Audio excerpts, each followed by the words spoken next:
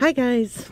A bunch of you in the store have asked me to do a class on Continental knitting, and I thought I'd do a quick video because in all honesty, you don't need a class, you just need practice. So I just figured it would be easier to do a video and then you could sort of watch it over and over, and you just need to practice. The best thing to do is probably to find a really long, boring project and just knit. Like our big fat stratus is great for that. And when you get the knitting down, then you can try the purling, and then you'll try both in a seed stitch and you'll be so happy. You'll be so happy because it's so easy.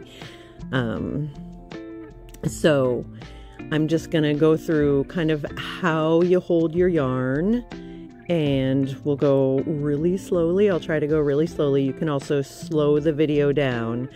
I have a little swatch here started that's knit 2 purl 2 rib, so I am going to show you going back and forth, but I'll do a couple rows of just knitting and then just purling. So I hold my yarn just over my finger like this. Some people will also loop it around their pinky like that. I don't usually do that unless I need to knit something tighter. But Continental knitting can be looser, so if you're having a tension problem and you're knitting too loose, maybe try to just wrap it around your pinky like that, so it'll sort of just feed through and give you that little bit of extra tension. Sometimes I do that when I'm making socks, because you want socks to be really tight, and otherwise I have to knit them on like size minuscule needles to get the right gauge. But you just have the yarn over your finger like that. And then this hand does most of the action. So you insert your needle, you just grab this. You can sort of flick your finger up to make sure it's there. You just grab it and pull it through. And then you can use that needle to push it off. So you go in, sort of flick up, grab it, and pull it through. Sorry, I'm doing it a little clumsily because I'm trying to make sure I stay sort of centered.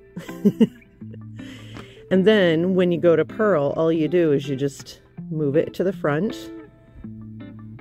You're going to insert your needle from the top to the bottom like normal. And you see when you do that, you go under the working yarn too. So you're in the stitch and under the needle, and then you move your finger to the right to sort of lock that yarn in and pull it up and through and off the needle. It's very fluid. So again, you go in, it's under both the loop and the working yarn. You pivot your finger to the right and then pull it through. And then when you go back to knit, you saw that I just sort of like immediately pulled the yarn that way, and it's in the back. It's just a much easier,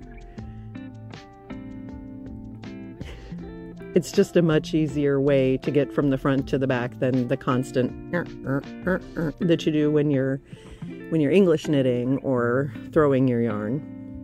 But you know, some people really like this, some people do not. You'll just have to sort of do a project, see if it's for you, and if it's not, that's fine. How you knit is how you knit, and that's great as long as you get what you want. I just find this to be a little less hard on like repetitive motion stuff. Like, I don't know, it's just a little easier on my hands personally and faster for me. So you go in, we're gonna knit again. Go in, flick your finger up a little, grab the loop and pull it through, then push it off. Go in, grab the loop, push it off. Then we're gonna purl. So put your yarn in the front, you're under both, pivot your finger over and off. I would normally keep putting it to the back. I don't know why I'm doing that. But and then to the back for knitting. Now we're going to go a little more normal speed. A little more. We'll still go slow. Grab your yarn, pull it through and off. Pivot to the front, under,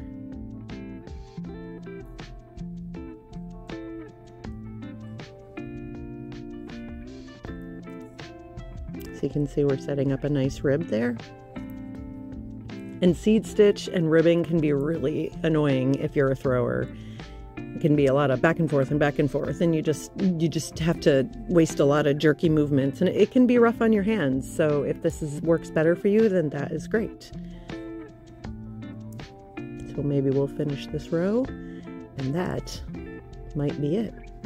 Maybe we'll do one row of knit, one row of purl. I don't know if I have enough words to fill up another row though, because this is really all there is to it, guys. It's not hard to do. It's just hard to make your muscles retrain, because muscle memory is so much better than brain memory. So if your muscles are in the habit and in the memory of doing throwing, this will feel really awkward for you. I will say too, if you're struggling to get this, a great sort of gateway into it is to do a color work item where you have one color in your right hand and one color in your left hand, because then you will get a little used to having the yarn in your left hand. That tends to be the hardest thing for people. It's like, where do I put this? What do I do with it? And I just put it over my finger and kind of squish it up against the needle. But like I said, if you have tension issues, definitely wrap it around your pinky or through your fingers. I'm just going to do a whole row of knit because this is just a swatch. This isn't anything. We'll just go a little faster, but you can slow down the video on YouTube if you need to.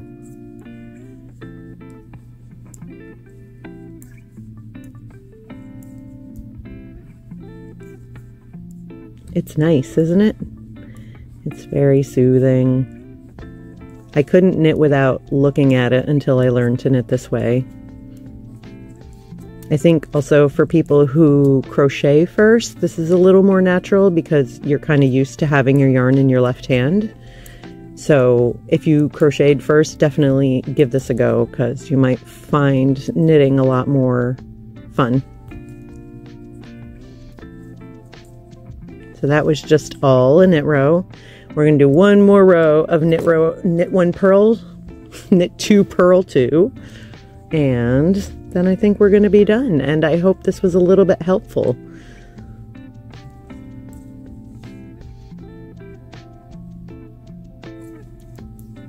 Knit two to the front, purl two. The purl seems to be what kind of messes people up. So maybe I'll try to do those slower again. So pivot the yarn to the front, and you can just sort of drag it with this. See, front, back. I'm not moving it really with this finger much at all. I'm just using the work to drag the yarn to the front and the back. Insert, pivot your finger over so that you can lock it into place, and then pull it up through the loop and off.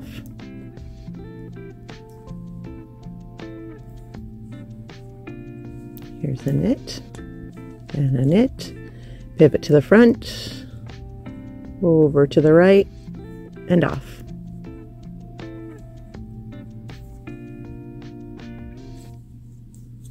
Two knits, two purls. And that is it, guys. I hope you found this helpful. I hope you watch it over and over again and you train those muscles, but seriously, just find a really long, boring project to practice it, and probably by the end, you'll either absolutely fall in love with Continental knitting and you'll never go back, or you'll say, you know what, I think the way I knit before is great. And either way is great, as long as you're knitting. So I hope that's helpful. That's me, Vicki, at Island Yarn, and I'll see you guys next week in the podcast. Okay? Thanks. Bye.